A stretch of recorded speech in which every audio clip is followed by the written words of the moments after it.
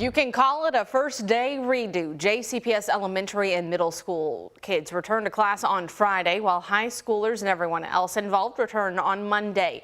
These are the baby steps being taken to recover from last week's transportation mess. Our Taylor Woods explains how the district plans to make that process smoother this time around.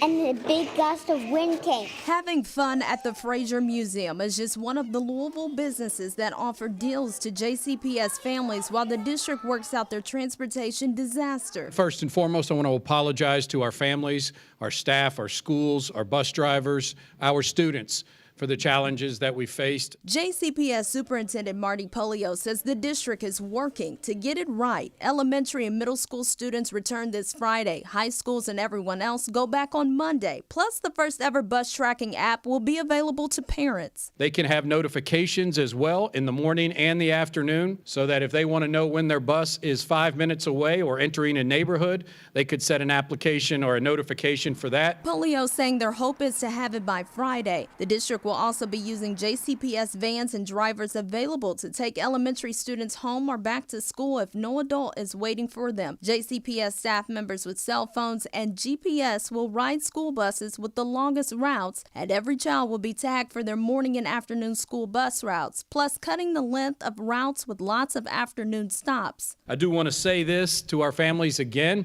This was our mistake. We're going to do as much as we possibly can to forgive days that were missed. We found some JCPS parents still trying to recover from the first day nightmare. They rode the bus home. I think the scariest part for them is that we didn't know the entire route, so they were afraid that they were getting forgotten on the bus. Now with more school days off and an extended start date, Megan Jones finds herself in the same situation, but she will be dropping her sons off at the Fraser Museum. Now I'm on it's time for school to start, so I have meetings all day. Now what am I going to do again? James Robertson chose to drive his son to school after his wife, a JCPS bus driver, warned him about the routes being hectic. She feels like it's frustrating, because for the last, I want to say 10 years at least, that she's been running the same runs. Taylor Woods, WHAS 11 on your side.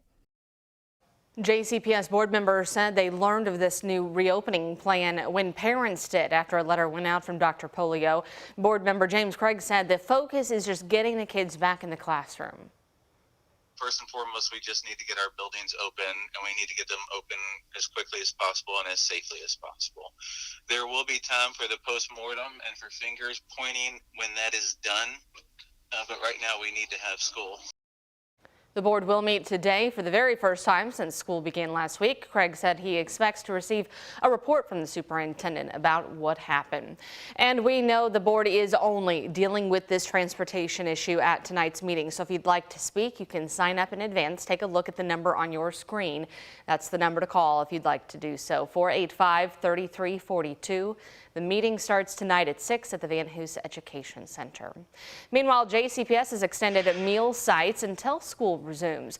Lunches will be available from 11 to 12:30 today through Thursday. Students will get a meal to eat on site and then a snack to take home. There are more than 30 sites, including the Academy at Shawnee, Grace James Academy, Jeffersontown Elementary, and Young Elementary. We have a full list of those meal sites on WHAS11.com.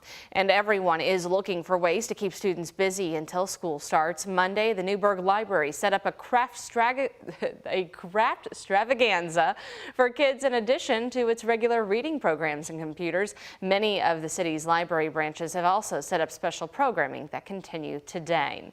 The Louisville Metro Police Activities League is also getting involved, working with Executive Strike and Spare and Kroger. The league's offering free bowling and snacks for JCPS students today. That's going until about 1 o'clock. Several officers also plan to stop by and bowl with the kids. I say it takes a village, right? Well, this is just another example of that, and it's not unique.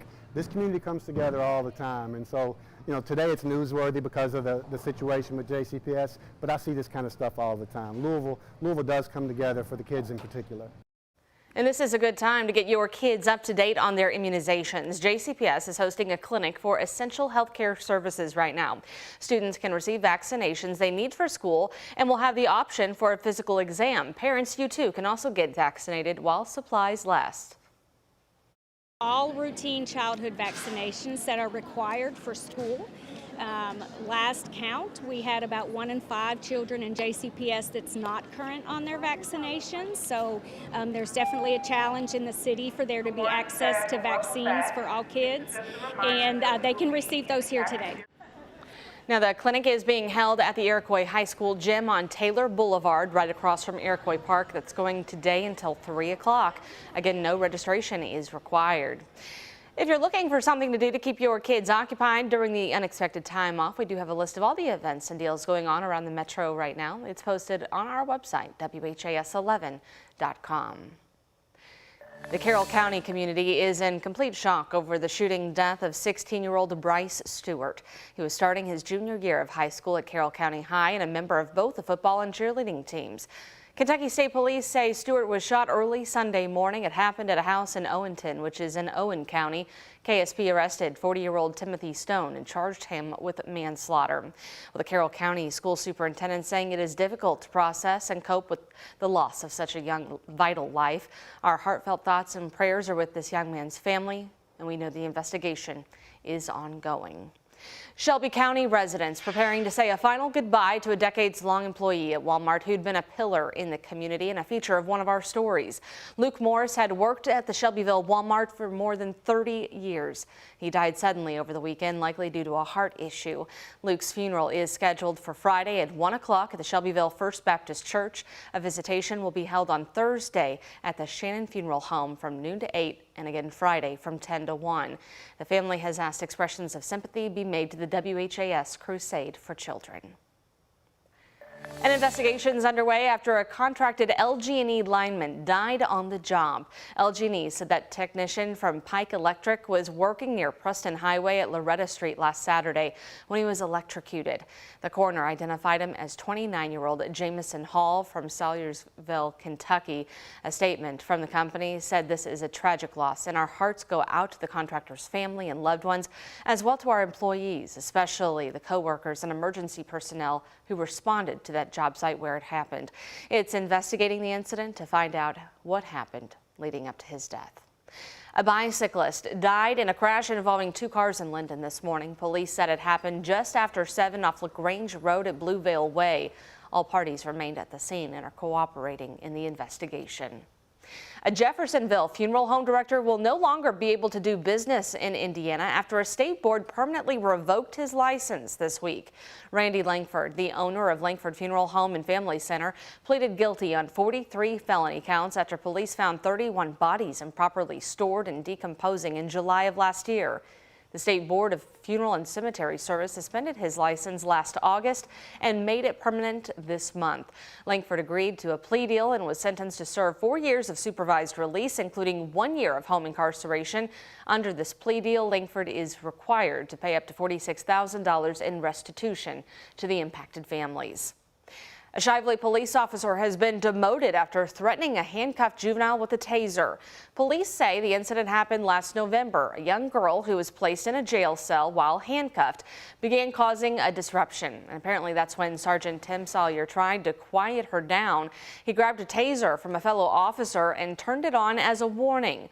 Sawyer's actions were caught on the fellow officer's body cam and on CCTV. He's been demoted from major to sergeant due to those policy violations.